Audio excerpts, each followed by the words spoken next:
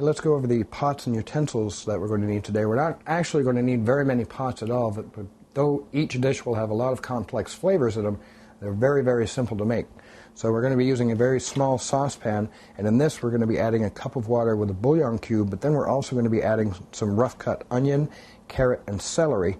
We're going to drain that out, reserve our juice, and then we're going to add that in here. So what we're going to do is we're going to heat up some oil. We're going to toast our rice. Once that's done, we'll be adding our vegetable stock. We'll bring that up to a boil. We'll cover it. We'll reduce it until the liquid is just about gone.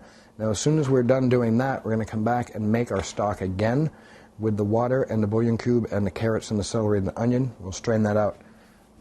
And we'll be adding it in here with this saute pan. So we just need one pan. We're going to have some oil. We're going to cut up our chicken breast. We're going to be cooking that with onions and garlic. We're going to take the chicken out. We're going to cut up the chorizo. We're going to put that in.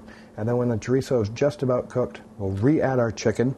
We'll juice a lemon. We'll put some vegetable stock in there. We'll be adding red pepper, a little bit of onion, some oregano, and some salt and pepper, as well as cayenne. And then we'll boil that down until we have a nice sauce.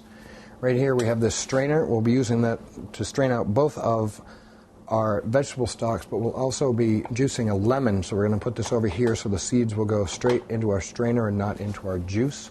We're going to need a can opener because we have some whole tomatoes, some red beans, and some corn all in a can. We're going to be using a knife, a spoon, a spatula, a peeler for our carrot, measuring cups, measuring spoons, a cutting board, and because we're going to be dealing with raw chicken, we're going to be using a pair of plastic gloves.